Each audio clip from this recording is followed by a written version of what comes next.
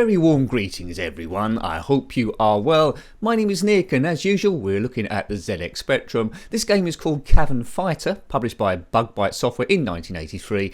Originally designed for the 16K Spectrum, but we're emulating it on 48K. And it's based on the arcade cabinet Scramble, a shooter from Konami in 1981. Redefinable keys which we'll take full use of, lasers and bombs, but basically you fly a ship down a narrow cavern and you'll survive as long as possible going through 6 sectors.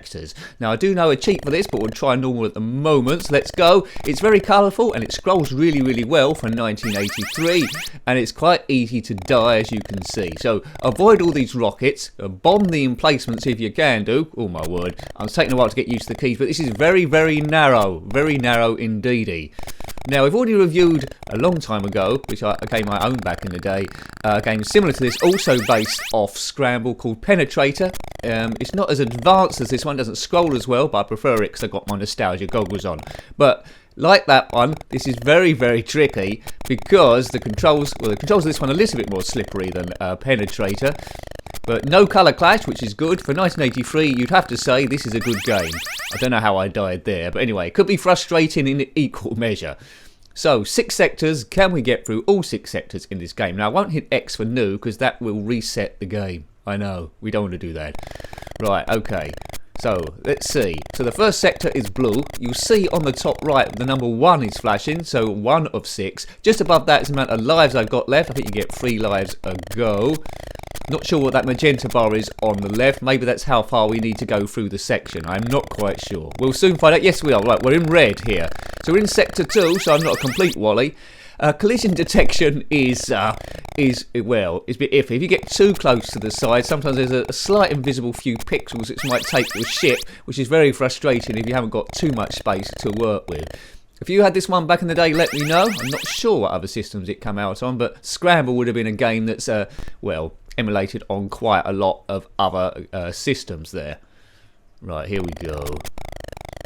It's the last go, I think, and then we'll put the poke on for infinite, immunity, just to see what all the 6 stages look like. So it's a fairly short game, really, in distance, but because of the trickiness of it, you can see it already starts off quite tricky. I don't think too many kids would have completed it. It's one of those ones where it's quite frustrating, and you just want another go to see how far you can get. But I would have liked this back in the day. Has to be said, pixel for pixel, pound for pound, it is a better game than Penetrator. Check out that review if you haven't already done so.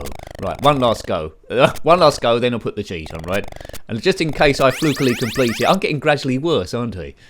So this is how it's like to fly a starship, which is a little bit too wide, down a cavern that's a little bit too narrow.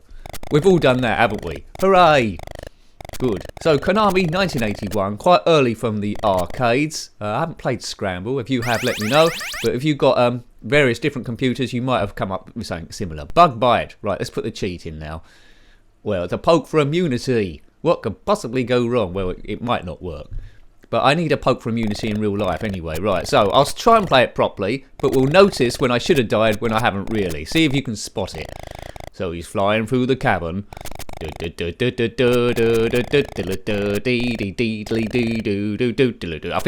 that was the moment where I possibly could have died. But anyway, so we're going to see the whole game now. Hooray! So if you had this back in the day, never completed it, didn't know the poke, you're going to see what it's like. So this one is red. What's the next stage going to be? I would guess yellow as we shoot those aliens. You can do bombs as well, which I find a bit tricky to do them and shoot and navigate this narrow cavern. So probably best not to do bombs unless you're an expert. So it's gone magenta, it wasn't yellow. Nice definition on the rock work there. It's not a thin line, is it? It's quite a big line. Scrolling, well, it's okay, isn't it? 83, brilliant. Brilliant game for 83. I hope it got good marks. And bear in mind, as I said before, it's the 16K Spectrum. Oh my god, now it's attempting too much. That was a mistake. Yeah, oh god, remember to blink here. Blink a lot or look away if you suffer from eye problems. That is ridiculous. Right, this is section 4. That is ridiculous. Yeah, it's losing a lot with this. I didn't need to do that. Anyway, that's crazy. Let's just power through. Right, we've gone into Cyan. Now it's section 5. So the stages are quite short, but look how narrow this is. I think this game's impossible. I think this is impossible. A lot of Spectrum games were pretty tricky, but look, because the controls are pretty slippery, you can slow it down, I suppose. You can thrust forward and decelerate, but even so, oh, yellow, I was right eventually. Even so, way too tricky for the average kid and adult. Look, how would you get through there? Man. Okay, so a good game, good realised, good conversion, but way too difficult that not many people would have completed. Sound is okay. It's pretty good for this sort of like era. It's what you would have expected. The Spectrum couldn't really do too much more here for 16K. Right, manoeuvre around these rockets. Here we go. On Penetrator, you can jump to any level with sort of like codes. This one, you've got to do the whole lot or nothing. It's a long, long cave infested by aliens. I don't know, those rockets are crashing to the ceiling anyway, so these aliens have got a pretty duff idea of what constitutes a military base. But anyway, sometimes you can't tell aliens, can they? They just do what they want. They just do what they want. They attack the Earth and always get destroyed in these 8-bit games. So, you know, there's quite a lot of shooters on the ZX Spectrum. I think this is one of, despite the difficulty element, with the poke on it's quite good fun. And I'm getting a quite nice retro buzz from it.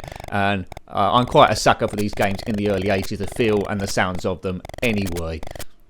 Kaboom. They should have made the Cavern a bit wider, I think. It's one criticism. The Cavern should have been a bit wider, maybe.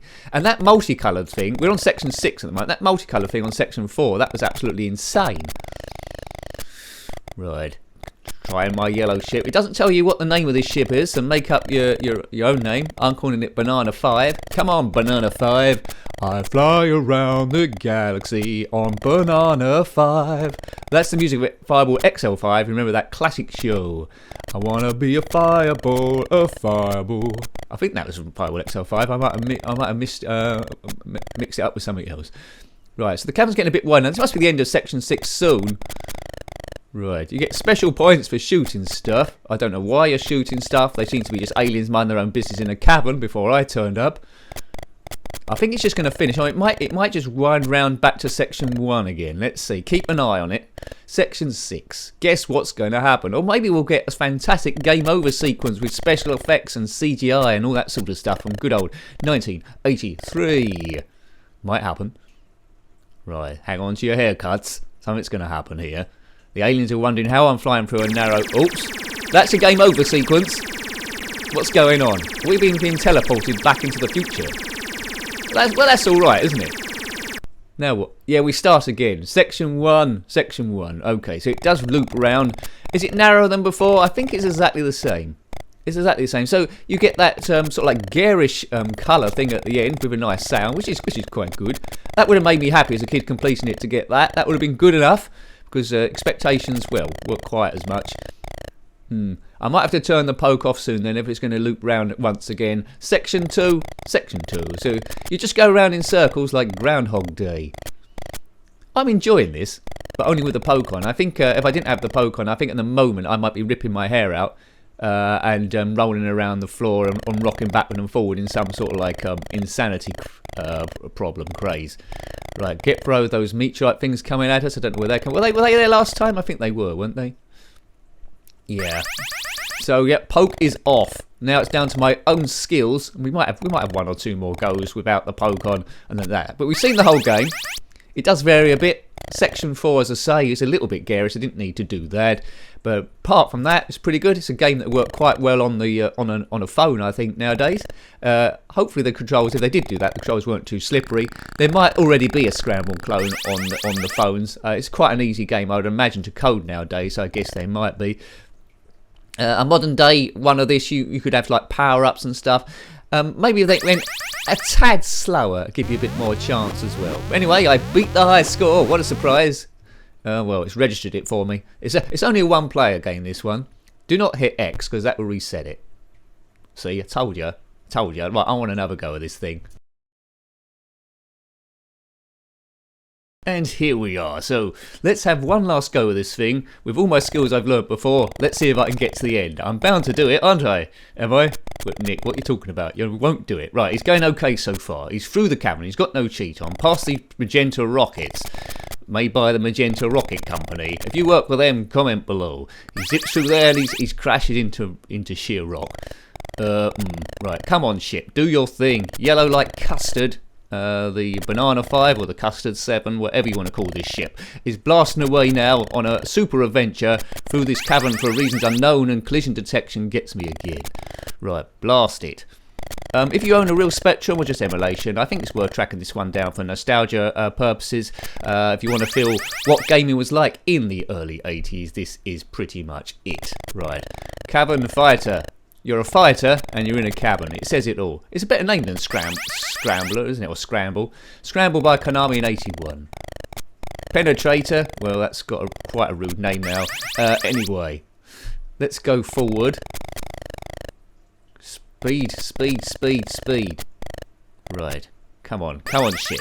Yeah, you only have to hit the nearest of pixels and you're doomed. Well, anyway, hope you liked having a look at that game. I liked it. It's from an era that suits me, but ridiculously hard like a lot of these games were. So, hope you liked having a look at that one. That was Cavern Fighter on the ZX Spectrum 16K, but I'm emulating it on 48K.